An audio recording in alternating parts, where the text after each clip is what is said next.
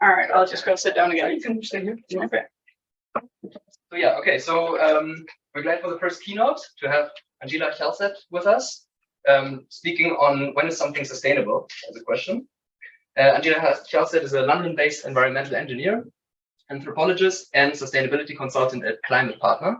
I think they are doing consultancy helping companies to measure and offset their carbon emissions. That's accurate. That's correct. Okay. Anjila has done research at the Technical University of Denmark. There's multiple universities in Denmark, so it's the technical one, on the topic of absolute sustainability, and particularly how it distinguishes itself from other uses of the word sustainable. She's here to help us understand what it means for something to be truly sustainable, rather than just better or just a little bit more sustainable than something else. And we're very happy that you're with us also in person, and we're very excited for your talk. This should work with the slides. Slides are ready. Thank you, Leonard. Yeah. Thanks very much. Okay.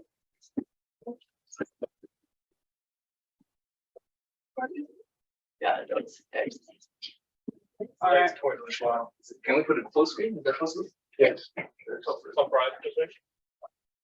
All right. So it's actually, while we get the technicality sorted, it's kind of nice to be back at a technical university. It really reminds me of my own, the Danish Technical University, and every time we do anything remotely technical, there's something technical would go wrong. So this actually seems to be going quite well so far, which I'm pleased with. Is this a good location for the camera? Yeah? Does he stand here? Okay, thanks. Thank you so much. Right, well, I mean, you already gave a very good introduction, so I'm not going to speak about myself so much more, but I think it makes a lot of sense to speak about you guys. So I understand what it's like to be an engineer. I have a master's degree in engineering from Denmark, and I stopped after my master's degree, unlike you guys. I didn't continue to do my doctoral studies, but I know very well by proxy what it's like to do a PhD, because my husband is currently in his 4th year doing a PhD in London, which is why we live in London. And I know how difficult it can sometimes be, how challenging, how lonely, and sometimes periodically also rewarding. But I think one of the big challenges about doing doctoral studies, like I think you guys are all doing, or at least have done, is you don't have that boss who can tell you, you know what, good job, clap on the shoulder, well done. But I think to open today's session, before we even get into it, this random stranger is going to tell all of you, well done. I think you're amazing for doing your doctoral studies, and I think we should all start by you guys giving yourself a hand for doing that. So well done. Yeah. I know that this doesn't happen so often, at least to my husband, so I'm guessing you might be in the same situation. Whereas at, you know, in a real world job or whatever, there's a lot more of kind of, you know, understanding and like acknowledging when you've done something cool. But I think the fact that you're here today and doing the summer school is incredibly cool. So yeah, well done. Now, what are we here today to do? I'm gonna move on to this next picture, if the technology allows me to, perhaps. Basically, we're here to talk about sustainable ICT, right? And here come the technical issues, completely as planned. It wouldn't really have been a real talk without it, I think. But regardless of this, we're here to talk about sustainable ICT. And I'll be fully honest with you guys, I had to Google what ICT was. I'm an environmental engineer, so I did something very different. I did life cycle analysis, and I took literal, you know, like poo samples out of anaerobic digester, lab work, that kind of thing. Completely different. But it might be that you guys have also wanted to Google the word sustainable. I think a lot of the time we take for granted when we hear something is sustainable, we're just like, oh, sure, you know, that's used in every second sentence. And we probably all have a pretty good idea of what that means. But there's a really big problem with not having a clear definition of what a word means, such as sustainable or sustainability. Thank you. Right on time. We're moving on to, I'd like to open this with a story about some race dogs. And this is one of the things in life where like you try to do something and you fail. I tried to find a picture of a race dog. I couldn't. I got you this random picture of a cute dog instead. So yeah, I hope that's there instead. But I'd like you to picture a bunch of race dogs, a pack of race dogs who are fully top trained, really been practicing for months, practicing their running skills. They're on the field, they're ready to go. They're fast and agile, super quick, and they're just waiting for the whistle to blow. And they're just waiting, and they're like, where's the whistle? And then the whistle blows, and off they go. And they're running, and they're running, and they're running. They're kicking up dust. They're running super fast. And suddenly they're running, and they're like, hey, where's the finish line? And that's the problem. Where's the finish line? These super quick race dogs are just running ahead, and they're super good at what they're doing, but they don't know where to stop. That's the exact problem with sustainability as well. If we don't know what sustainability looks like, then how are we supposed to achieve it? If we don't know what the goal is, if we can go one back, there we go. Yeah, cool, there we go. If we don't know what the goal is, then how are we supposed to hit it, right? So that's why it's so important to understand what sustainability means, and why it's so important to be able to quantify it as well, to be able to understand when we've actually achieved it. So when I say sustainability, what do you guys think? If you ever did a Google search, it comes up with a lot of different ideas when you Google sustainability is, and actually the most quoted definition of sustainability is still the one from the Brundtland report back from 1989. So a pretty old definition, but it does have its merits. The dog is like, yeah, I'm ready for the race. Where's the whistle? Where's the finish line? We'll get back to the dog story, I promise you. It's not just a random, we'll get back to that. But the definition of sustainability, as mentioned in the Brundtland report, is meeting the demands of today without compromising the ability of future generations to also meet their needs. And so the really interesting thing about this definition is that it's anthropocentric, meaning it's focused around the human. So it's not like the dog in itself has a right to anything. It's because we value the dog through us being human. It's around fulfilling our needs as humans. And what's a need? That's where it gets a little bit vague, and that's where this definition isn't super on point and is hard to quantify, because do I need the newest iPhone? I'd say probably not. Do I need to eat? Yes. How much? What? Difficult, right? But that is the definition that we're rolling with as of right now. And the sustainability challenge that we're facing, and thank you, Isabella, I don't know where you went, but thank you to Isabella for introducing the donut framework, because then I don't have to.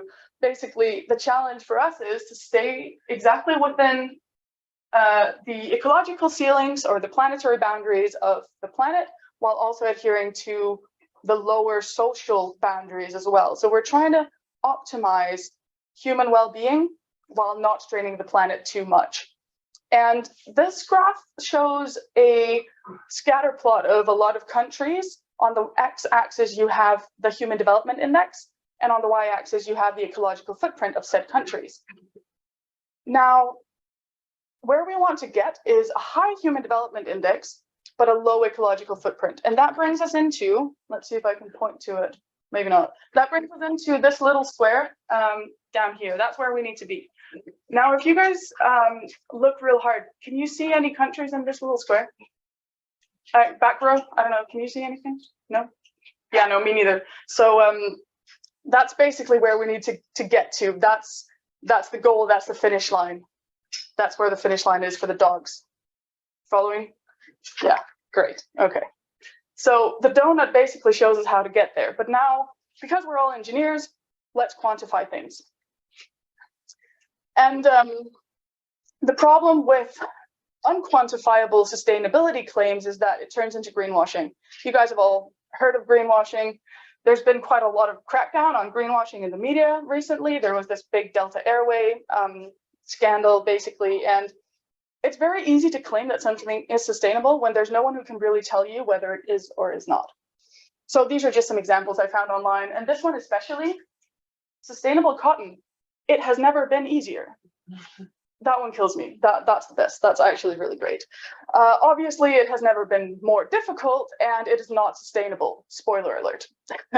But it's really important that we don't use the word sustainability when we don't know what it means. The good thing is I'm showing you guys today how to find out exactly what it does mean. So when a word can mean everything, it actually just means nothing. And that leads to greenwashing. And it even leads to this other thing, which you may not have heard of, which is called green hushing. So the problem with all of these crackdowns on companies who are making unsubstantiated sustainability claims is that they become really scared of making these claims because they're afraid they're going to get fined, they're going to get bad media press. That's not very conducive to taking action and making the world more sustainable or their practice more sustainable, and it leads to not wanting to talk about it at all. So that's why it's called green hushing. And actually both of these are really dangerous because they just lead to insufficient action, and the world is burning, as you know, literally right now. So we do need to do something about it. So what's the problem, just summing this up, about not knowing what sustainability really means? Well, first of all, it's impossible to hit the goal if you don't know where the goal is or what it looks like. We need a finish line. We need to know when something is in fact sustainable in absolute terms. It's also really difficult to prioritize between different reduction measures within these impact categories that are in the planetary boundary framework. We'll get back to that because we don't know how severe the damage is if we don't know what the absolute scale of things is. And lastly, as mentioned, greenwashing and green hushing, they just lead to inaction, and we don't have time for that. So let me introduce the finish line to you guys. Let's paint the finish line together. This is what's called absolute sustainability, and it's a relatively new term. It's a term that my colleagues at the Technical University of Denmark are focusing on, and they even created a center for absolute sustainability. And the idea is that we want to make sure people understand that something can be sustainable, full stop, and it can be unsustainable, full stop. It doesn't need to be just relatively more or less sustainable than something else. So as an example, if you take, I feel like I want to use these two props, a bottle of water and this plastic thing. Now, in terms of carbon emissions, the bottle of water probably has significantly lower carbon emissions than this little piece of technology. But does that mean that it's sustainable?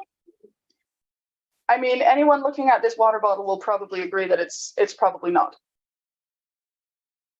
It might be relatively more sustainable.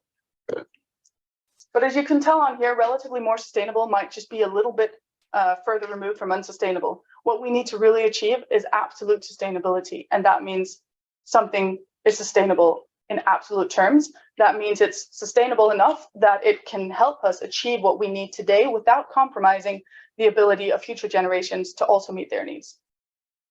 Back to the Brundtland report definition. So this all sounds a little bit tricky, perhaps. Let's get down to the calculations because we're all engineers and we love calcs, all right? Something we can understand. And she shows you a picture of a cake. Right, so I was able to find a picture of a cake, not the dogs, but we'll get into I'll show you an equation later on, I promise. You don't have to wait for much longer. So in order to understand the framework that I'm about to propose, it would be really great if you could imagine a cake and if you can imagine sharing this cake. In order to share a cake at, let's say, a birthday party, what do you need? You need three things. You need to know how big the cake is. You need to know who wants to share the cake. And you need to know how you want to share between the people who want a piece of cake. These three things are the components of the mathematical framework that I'm about to show you. In order to determine how big the cake is, we have the planetary boundaries, which again, Isabella just introduced. And this is a really phenomenal state-of-the-art piece of research by the Stockholm Resilience Center and a bunch of researchers who have measured how much we can strain the planet in 9 different environmental impact categories, such as climate change, ozone depletion, biodiversity loss. There are a bunch of different impact areas where if we transgress this dotted line, then we're in risk of crossing a tipping point, and we're in risk of spiraling into environmental collapse, and this will mean irreversible damage. So this framework is very handy in that it gives us some numbers as an input to our model. Another example of an absolute boundary, an absolute threshold, is the 1.5 degree limit that the Paris Agreement has set out as a goal.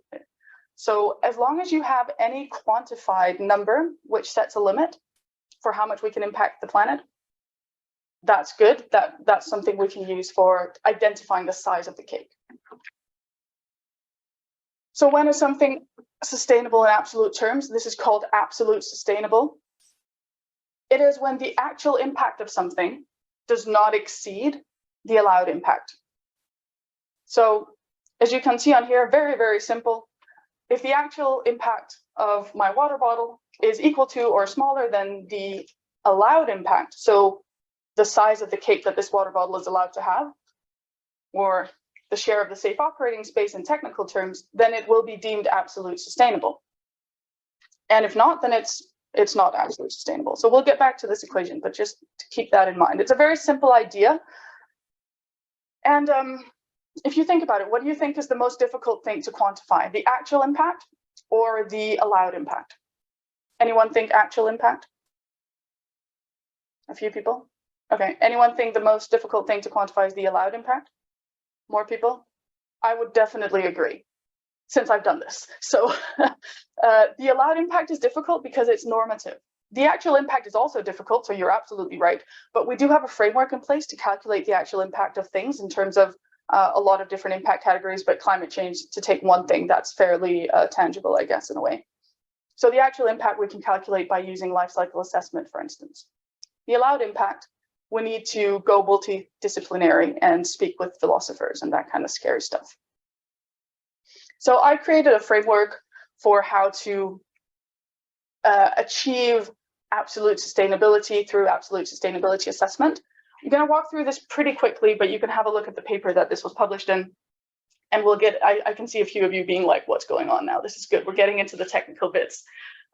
You can have a look and we can chat about this after I'm around all day. But basically, what we need here is we need a case study. We need to do an absolute sustainability assessment of an object or a country or the whole world or an individual. And then we need to define the environmental boundaries that we're looking at. We need allocation principles and we need upscaling methods in order to basically calculate the allowed impact space, this tricky thing that I was just talking about before. And that leads us to results in interpretation, recommendation, action as an absolute sustainability in theory. So let's look into this framework in a little bit more depth. Here's a nice little visualization of exactly what we do with this mathematical framework. We start by looking at the planetary boundaries on the left of this figure. So we start by understanding how large they are. We can use the planetary boundary framework for that. Nice. Then we scale down to the individual level. Again, back to the Brundtland definition, when an individual has a right to a share of the safe operating space, that's exactly what we're looking at here. So that's an underlying assumption. You know, in engineering and any other academic topic, pretty important to make your assumptions clear. The underlying philosophical and moral assumption here is that only people have a right to the safe operating space. So we can discuss that all you want afterwards, but that's where we're going with this. And it went through peer review, so don't worry, it's not just my kind of brain fart. But the idea is you downscale then to individual level, and then from there you can upscale to anything you want to look at in terms of absolute sustainability. So it could be this water bottle, it could be all of India, it could be a company. And the very simple conceptual framework is that you need these three components in order to determine the allowed impact of anything, and then you measure that against the actual impact, and you simply just have a look at whether that fraction becomes more or less than 1. So as you can see, because I'm sure you're all very smart, this framework contains two components. There's a downscaling component and an upscaling component. So let's look at the downscaling component first. In order to scale from these absolute thresholds of the Earth, so the planetary boundaries, I can give you an example to make it more tangible. The absolute planetary boundary for climate change has two different indicators. One is the concentration of carbon dioxide in the atmosphere. The boundary is 350 parts per million. We are currently at, does anyone know? 414, yeah. So we've transgressed that one, unfortunately. So that's one of the metrics. The other metric is radiative forcing, and the limit for radiative forcing is 1 watt per square meter at the outer atmosphere in terms of solar radiation. So these are just examples of quantifiable boundaries that we cannot transgress and that we unfortunately have transgressed for climate change. But we take these boundaries and we then allocate a share of them down to the individual level. So we say, how much are we allowed to impact in this area? So we downscale to individual level. How do we do that? By using allocation principles. So what's an allocation principle? Has anyone ever heard of an allocation principle? Yeah? Oh, we've got a few people. That's impressive. I had never heard of this before, so well done. An allocation principle is something that we have borrowed from our friends in political philosophy. And I then did something fairly cheeky, which was I translated philosophy into mathematics in order to be able to quantify anything and do some calculations, because we can't just be talking about sustainability, we need to measure it. So that's what this looks like, and here are the equations as promised. Here are just a sample of some different ways of sharing the cake. So we're at step 3 now in the sharing the cake example. As you remember, first, how big is the cake? Planetary boundaries. Who wants to share it? Well, everyone alive and future generations. Third, how do we share it? That's where it gets really difficult. That's where we have to bring in these allocation principles. So one way to share is the equal per capita sharing principle, which is the top one there. You simply understand how many people want a piece of the cake, or that could be the global population, for instance, and you divide it equally between everyone. Does everyone think that seems kind of fair? No, maybe? Yes. You do, yeah. At first, I thought that probably sounds fair as well. But as with everything, the more you look into it, there might be some problems around this kind of way of sharing. So an example is, if you want to share energy, for instance, or electricity, your need for electricity is going to be dependent on your geographic location. So if you're close to the equator, you probably won't need heating ever. If you're in Denmark, where I'm from, or even further north or south, then you will need a lot of heating and electricity because it's going to be dark and cold. So is it fair to give everyone the same share of electricity? Maybe not. How about food, calories? Is it fair to give everyone the same amount of calories every day? Well, people have different needs, right? Depending on their size and their metabolism. My 2-year-old doesn't eat as much as I do, for instance, yet. I'm sure that's going to come. But basically, equal per capita can be a little bit tricky when you start thinking about it. But it is the most commonly used allocation principle in academia and outside of academia as well, because it's the simplest in terms of mathematics and also just cognitively understanding it.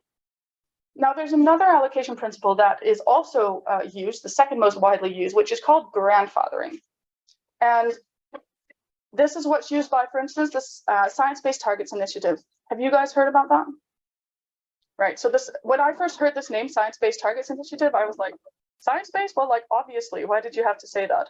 But it turns out a lot of this stuff around sustainability is not science-based, so you can't take for granted that it is, which is why it's in the name, is my assumption.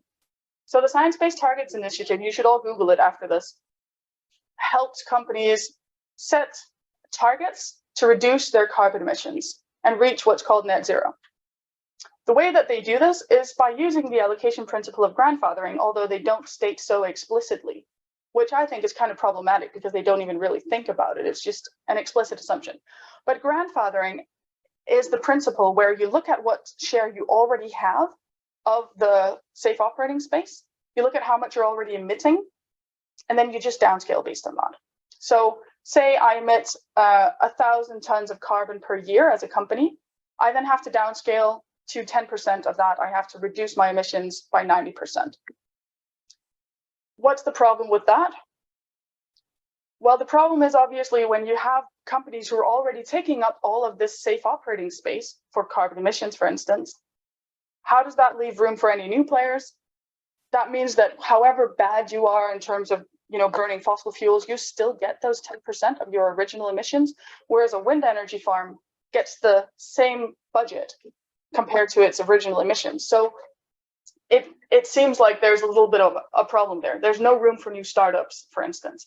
But unapologetically, organizations like the SBTI use this without really reflecting on it. So what I'm giving you all today is a toolbox to ask the right questions about these kind of underlying assumptions. And the last one that I'm going to really quickly talk about is the ability to pay principle. This takes into account historic responsibility. So you might argue that countries with a high GDP have a high GDP today because of environmental exploitation. And this environmental exploitation has really driven them forwards, but at the cost of someone else, another nation. So the ability to pay principle takes into account GDP, the inverse relationship between the GDP of a country and global GDP, which means that the higher GDP you have as a country compared to the global average, the more you have to contribute to downscaling, and thus the smaller your share of the cake becomes, because you've already had your fill of the cake, right? So the cake piece that I'm now giving you is smaller accordingly. That's another way of sharing, where you look at the morals really of who's already emitted a lot and who should be able to emit more now. So I'll show you some results based on this and how it affects the results, which allocation principle you choose, because as you can probably imagine, your choice of allocation principle is crucial to the results. Right, but that's just the first part. We're good. The second part is the upscaling part. So now we know what an individual share of the safe operating space is, or how big a piece of cake this individual is going to be able to eat. But we want to look at a company level, for instance. So upscaling principles are the same as downscaling principles, except they scale up. Big surprise. But the most commonly used one in academia, in the literature, is called the financial consumption expenditure methodology. And this is based on a proxy for value. So anyone have any ideas of something that could be a proxy for human value that we have a lot of data on? Yeah? Money? Yes, spot on. So exactly, that's why it's called financial consumption expenditure. So a little bit of a hint in the name, but exactly. The money that we spend on things is a proxy for how much we value things, right? So this principle takes financial data, looks at individual spending patterns, and allocates a share of the safe operating space to a product, such as this water bottle, based on how much money I spend on it. Now you guys can see the problems with that already, I guess, because I'm not willing to spend a lot of money on my water bottle, but it is crucial to my survival. I will not live many days without water. So it's not a perfect proxy, but it is the best proxy that we currently have, and especially it is a proxy that has a lot of data available.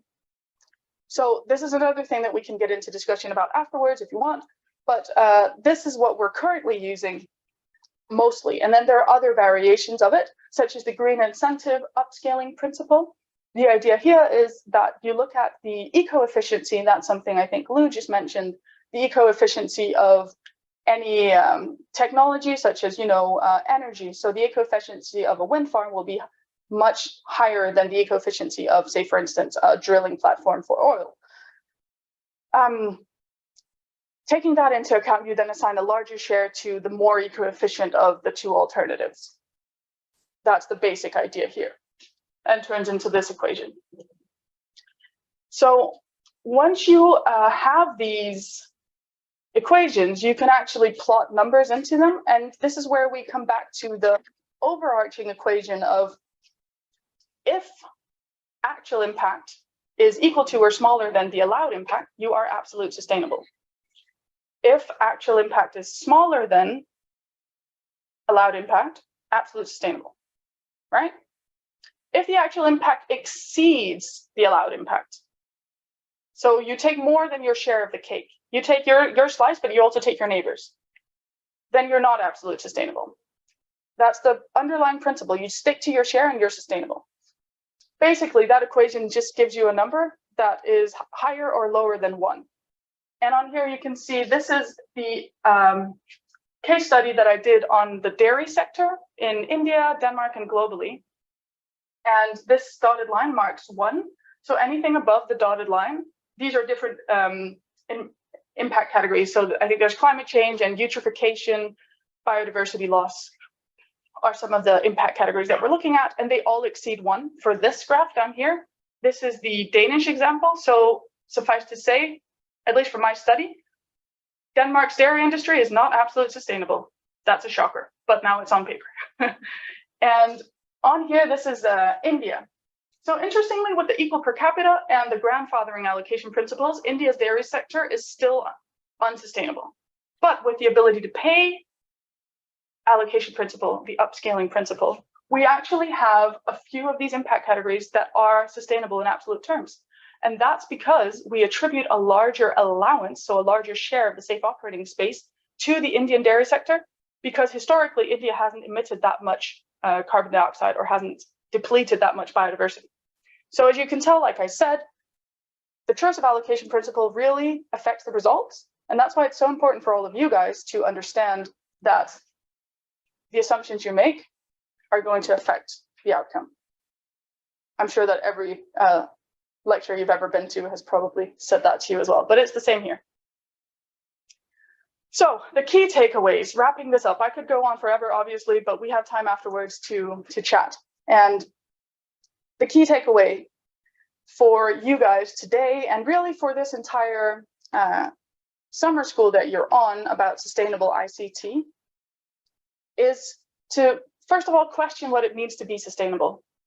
It's not just something that we can take for granted. It's something that has a definition. And from now on, every time you hear someone say that something is sustainable, you know that you can question them. Have they done an absolute sustainability assessment? If not, that's an unsubstantiated claim. You can't really blame them because they probably haven't been to this talk or this summer school. So instead, probably have a conversation and a beer with them and explain to them what absolute sustainability really is. So absolute sustainability is quantifiable, and that means that you can determine whether something is sustainable in absolute terms or not. And that's pretty revolutionary. So it's not just a fluffy word anymore. That's exciting. So we can determine whether the ICT you're all developing is sustainable. And hopefully you can bear that in mind as you go through the summer school this week. And when is something sustainable in absolute terms? It is absolutely sustainable when it sticks to its share, right? When it doesn't exceed its allowance. Ultimately, we need to know what the goal looks like in order to hit it. We need to know where that finish line is, and this brings us back to the race dog example.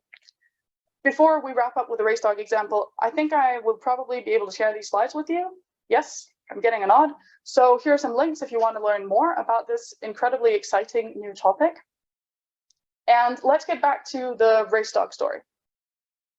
What is the deal with the race dogs? Well, spoiler alert, you guys are the race dogs. You are literally the best bet that this planet has. You've been spending all of this time honing your skills, becoming incredibly good problem solvers. And now that you know how to find the finish line, it's time that we go start running towards it. So thank you very much for listening, and I'd love to hear your questions.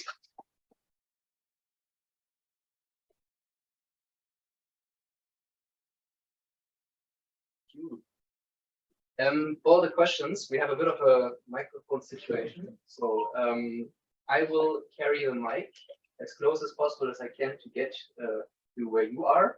And then I will run back so that you can answer with that microphone. That sounds good. Only this one, okay? So, all right, I'm going to come sit up here. Yeah, if you could raise your hand, I'll bring it to you, and then we have a quickly, shortly delayed answer.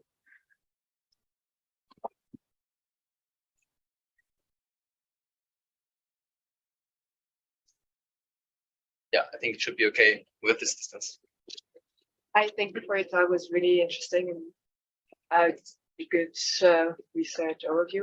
I was just having some questions to the boundary framework that you used. There's like the original ones from 2009, and then it was updated several times for good reasons. And I was wondering if you used the updated framework or the original one. No, and, yeah, that's a very, very good skill. And these are actually, and if you were accounting for interaction effects between the boundaries, since also it's more of like a, it's not really an absolute term, it's more of like the transgression space where you leave the safe space, but it's just the risk that you transgress gets higher, but it's not really like, this is the limit. When you transgress this, then you're in the not Holocene space anymore. It can also be shown with the climate change boundary, which has been transgressed in the 80s. and we're still we're not in a good space, but it's still a Holocene allowing Earth state. So yeah.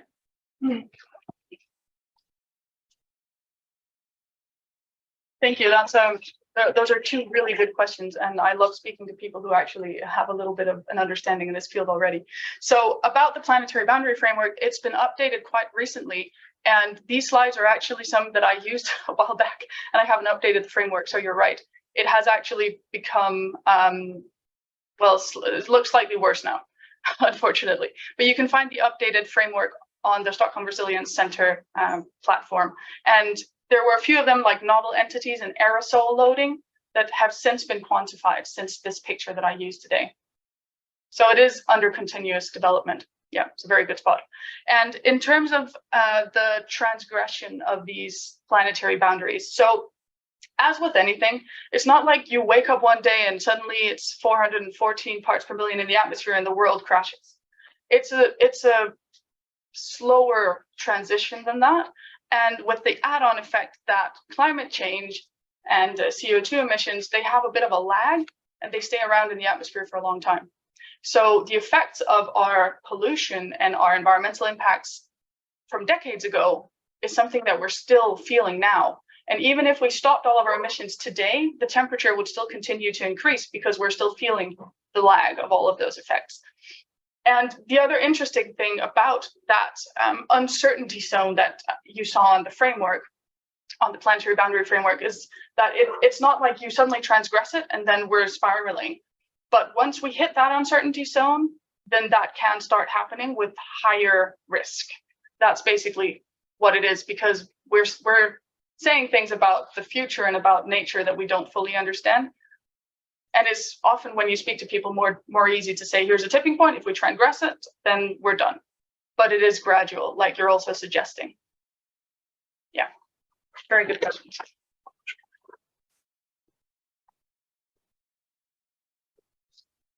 Yeah, thank you for sharing your work. I was wondering, you showed how you allocate between countries, but you didn't show how you allocate between sectors, which I think is much more tricky because it's a choice of society. Yeah. And there is no notion of equity between sector, or at least it's harder to get the notion of equity. So I want to have some word on this topic.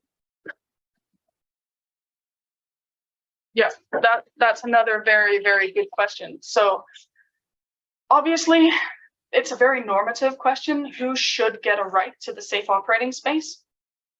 The way that we do these calculations, we have to just look at data that's available to us. And there is no data about which companies or sectors should be allowed to exist.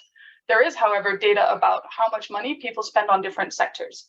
So I used Ixio-Base, which is an environmental database, to look at the spend-based data on the dairy sector for different regions. And that's just simply looking at emissions for dairy and money spent on dairy, making the underlying moral and normative assumption that this is as it should be. And actually, that is committing the naturalistic fallacy, which you will know about if you've already had philosophy of science as a course, which I'm sure you will have. And that's just saying that because something is this way, it should continue to be this way. And obviously, that's a fallacy in the same way as, if we go back 100 years and we said, women don't have the right to vote, so women should continue to not have the right to vote. Obviously, that's a logical fallacy. And it's the same here. Basically, this study is assuming that the dairy sector has any right to existence. But what we can still use this for, and what I did use it for in my study, is I then said, look, how can we make recommendations for the dairy sector based on these results? Basically, what it shows is that we're very unsustainable in this dairy sector. So my number one recommendation was look at milk alternatives. Look at oat or whatever else you need, milk instead, right? But you're right. So the framework doesn't really answer whether some sector has a normative right to be there. And that's one of the things that would be really interesting to further develop.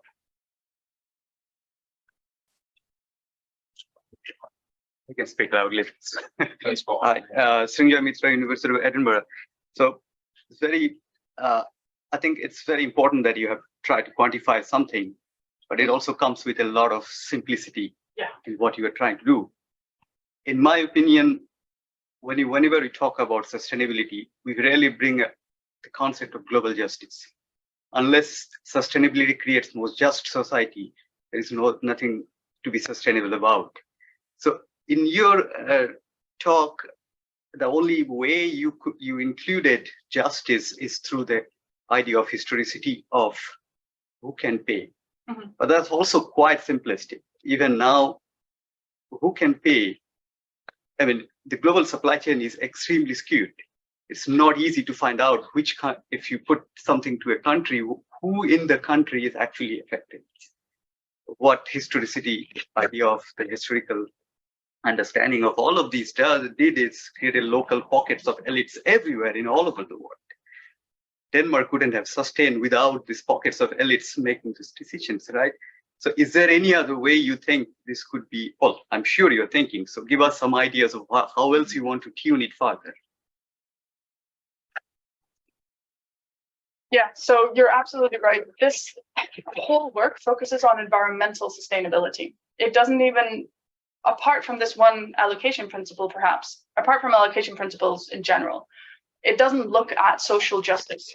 The way that we could start taking social justice into account is by not only looking at the planetary boundaries, but also the lower limits of the donut that Kate Raworth, the economist, has introduced. So also looking at the social lower limits. So instead of just setting a threshold for the upper threshold, we could also do the same, quantify and set a lower threshold. But that would require us to be able to quantify these social burdens. And I'm not sure if someone already does that or if that's a new piece of work that needs to be done. But if you're creative about it, kind of the way that we were creative about translating philosophy into mathematics, I'm sure that you could do the same thing. And you could use this framework to also look at social and justice issues as well. But for this work, we haven't included it. And you're right, another thing is it is quite simplistic. There are a lot of assumptions. The reason that's better than not doing anything at all is because it brings us a little step closer to what it actually means to be sustainable. And when you can quantify something, you're on the right track rather than just throwing words out there without knowing what they actually mean. Was it GDP per capita or just? Yeah, per capita.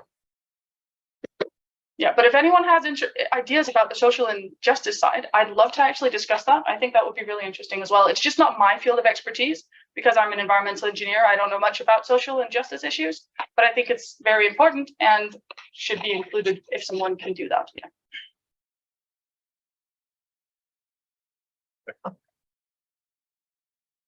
Okay.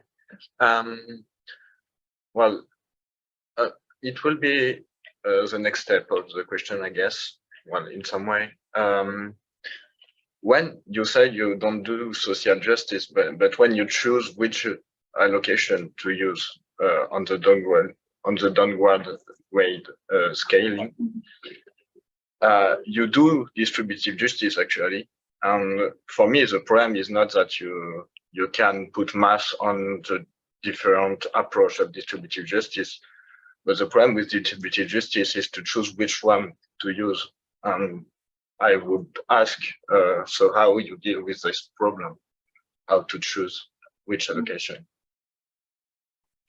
Yeah, so you're absolutely right. The justice and fairness and moral aspect of this work really comes into play with the allocation principles. And the way that we decided which principles to use was that we use multiple so that we could really show how they make a difference. And if this framework were to be used widely, adopted by the UN, for instance, or some broader body, then there would need to be a discussion about which allocation principle to use, because it's not morally clear that one is superior to the other or one is more fair. So I think the best way forward is honestly to use a number of allocation principles and show how that makes a difference in the results. For comparability, studies would need to use the same allocation principles, but it would be up to a political decision on a global level to choose if we need to do just one. And I couldn't tell you right now which one I think is most applicable. The equal per capita one is just the easiest one, and that's why everyone uses it, but it's not necessarily the best one. Maybe my question piggybacks on this a little bit, like who is this framework intended to convince? Because if we look at sustainability issues, we see we have political impunity. especially on behalf of Western states where nobody's willing to give up their part of their economy for a future for humankind. So who is this intended to sort of change? And that's one. And then the other question I also had in relation to you, I think the grandfather principle, how does it deal with sort of companies who do, especially with the climate change, who do fake offsetting? So they become climate zero or net zero by just buying from the carbon mafia. I haven't heard that, the carbon mafia. That's funny. Okay. Two questions. So who is this intended to convince? Well, initially, this is a framework that flourishes within academia. What I really want to do is push it outside the boundaries of academia, because I think it will have much more impact if it enters government or corporates.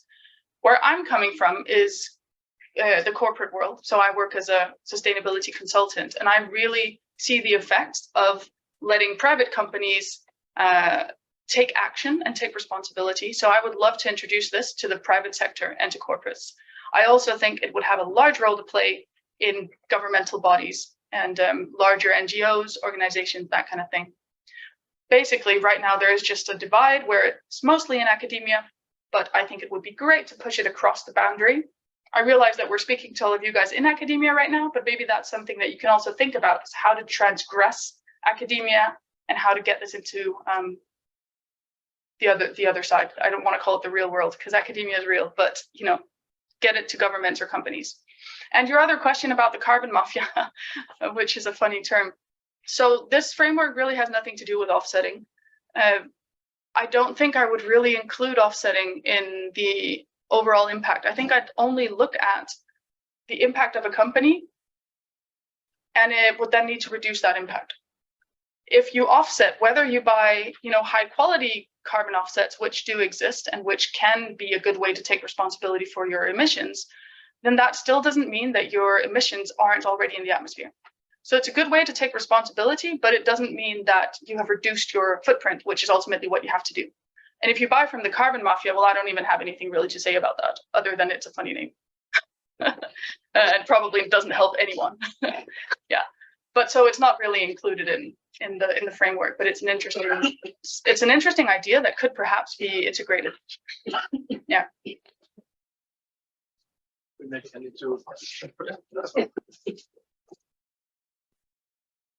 Hello. So I work for a company in Finland. I will not name it because I think I'm 90% sure that your company just gave an assessment. I have to double check. Really? And this company is actually making software, and your colleague has given, if I'm not mistaken, I will double check, but yeah. Your colleague has given a talk, a presentation to us, all the employees who wanted to see what has happened, and it was mainly centered about the CO2 emission of our corporate offices. Oh. And at this point, I have asked a question: how about everything to do with the life cycle of our laptops, etc. And your colleague has encouraged that we give this advice to our HR. Well, no, not only the HR, but everybody in the company to order like this kind of, to look at this or order this kind of services. So my question for you is regarding this work. Those climate partners try to push it. How do you approach the companies with this? This is what I want to see by company using. So thank you so much for that. That's the best thing I can hope to hear. And unfortunately, the answer is my company does not offer this. This is my research, and my company has given me the right, or they basically allowed me to go here and use the branding. We did try to go through a bit of an exercise, and we have a blog on it about absolute sustainability in the food sector. So we did use absolute sustainability assessment on a food level, and we were looking at helping clients to assess the absolute sustainability status of their food products looking at how many calories per day you can eat and what the emissions associated with that was. So there was a very one use specific case, but because the framework is not super mature, it's not that old, Climate Partner wasn't willing to put its name behind it, which I understand, and that's fair enough. But I agree, this is where the interesting insights come more than, you know, what we can quantify in looking at the business emissions. And that's really fun if one of my colleagues spoke with you, and I'd love to continue the conversation about the life cycle emissions of your laptops. It's a sentence no one ever said, but I do mean it.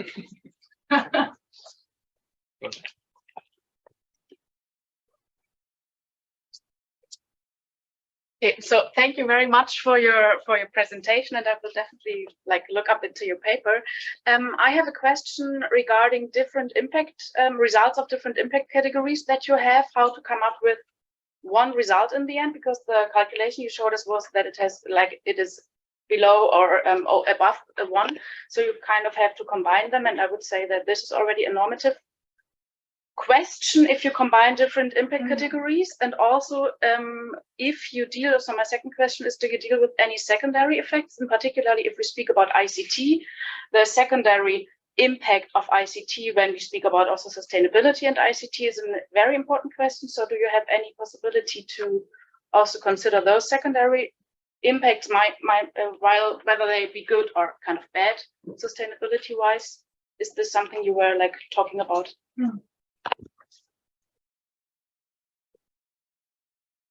So regarding primary and secondary impacts, we only look at primary impacts here. It would be really interesting to look at secondary as well, I guess, but that would also imply a second set of underlying assumptions. And I have no idea what the secondary impacts of sustainable or unsustainable ICT is, but maybe you can tell me afterwards and we can have a discussion. So I think that's a really great thing to be thinking about. And what was the first question again? Sorry. How you deal with the different results for different. Oh, that's right. Yeah, so that's also a good question and a good spot, is that obviously you can't just do this assessment and then say something is sustainable full stop if you haven't looked at every single impact category, and perhaps you need to say that you're including or excluding social justice. And what I'd say is you need to make it entirely clear what you have included and which assumptions you're making, as with any other study. So you can say, I've done this study for ocean acidification, climate change, and biodiversity loss. For these three impact categories, 2 are sustainable in absolute terms and 2 are not when using this allocation principle. And that becomes very long and technical. So that's also why perhaps it's not quite very attractive for corporates to be using it as a very long sentence at the bottom of their email. It doesn't look as good as carbon neutral, right? It's not as easy to understand, but you do need to just be clear and transparent when communicating the results, is I think my bottom line answer to that. Well, yeah, go ahead. Yes, please. One second. I absolutely agree with what you say. What I find then quite complicated is if you use the term absolute sustainable, but then you have all those restrictions. This sounds to me a bit like marketing. So also coming from a science perspective, I would prefer kind of to be quite clear in the communication, but this would then of course mean that the sentences become quite long and not as catchy as absolute sustainability. But I see kind of little tension between the results that you have and that you can achieve, and I absolutely agree with what you're saying, and then using the term absolute sustainability.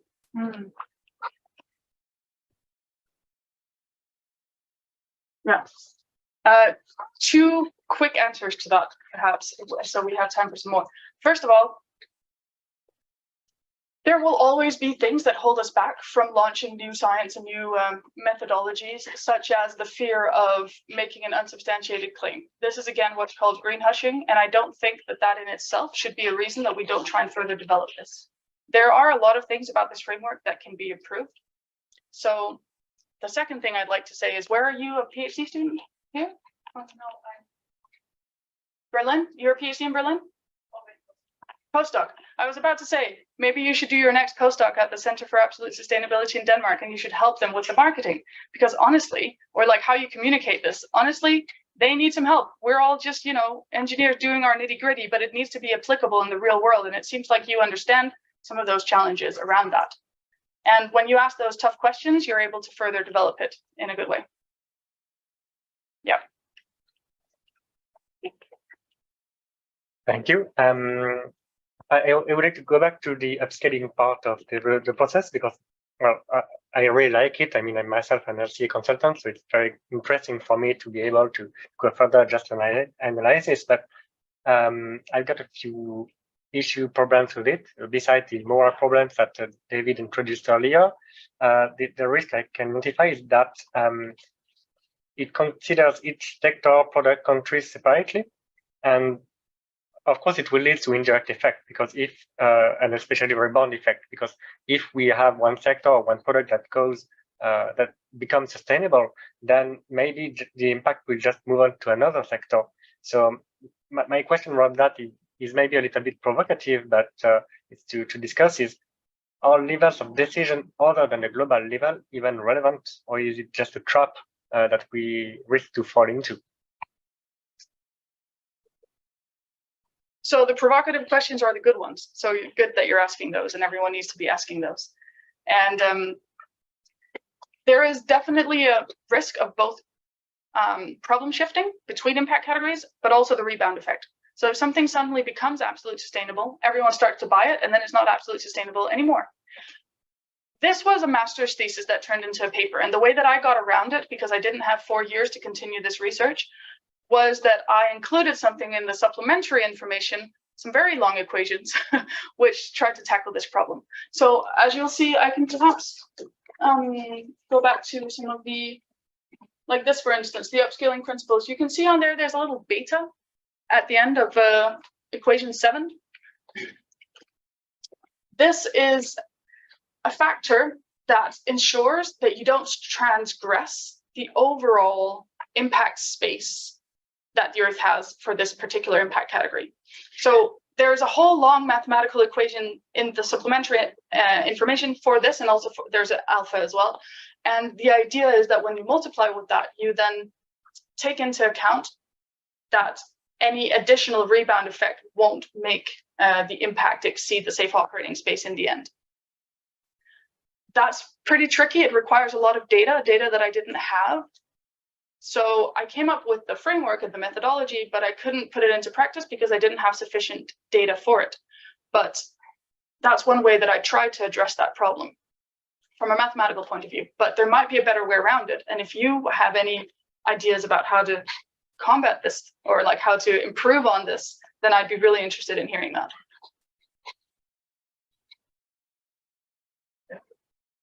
Final question? Really? Final one, it's Thibaut from Hjalsted, because it's really similar to the question from Johanna and Etienne. Thanks a lot for the talk, which I found really interesting also by making explicit assumptions and that kind of stuff. But I'm also doing life cycle analysis myself, and having that complicated question about like, what do you mean by sustainability? And what I found a bit like, what I would have a question for you after this talk is mainly the fact that you present it in a way that you said we need to quantify to make sure it is sustainable. And I'm a bit playing the advocate's debate because that's something that I would like to ask you again. Do you really think to make sure we go somewhere which is like within planetary boundaries and stuff, we systematically need to quantify? And the second one is, do you think by focusing on product and not system, we will not end up in what Etienne suggested, in a system where we are mostly legitimizing system by calling them by calling them absolute sustainable, and not questioning the system, which could also be like massive production and that kind of stuff more generally.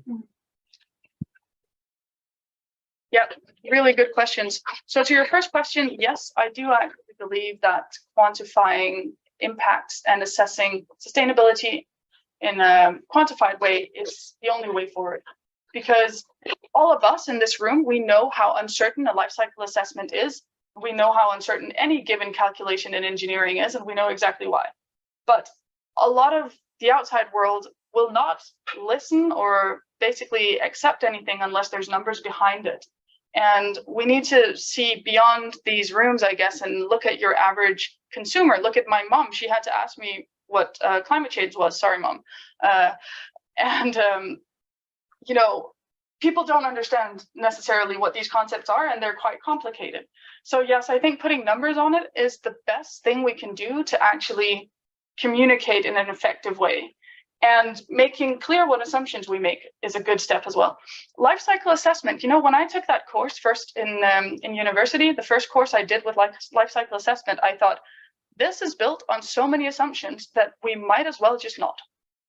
But then as we got a bit further into the course, I realized it's literally this or nothing. So the only way we can quantify any impact is by making all of these assumptions. And otherwise, we can't even start to talk about the problem. So this framework is a way to talk about the problem of sustainability in a quantified way. And I do think that's a step in the right direction. While it's not the holy grail, it is the path that we have to take.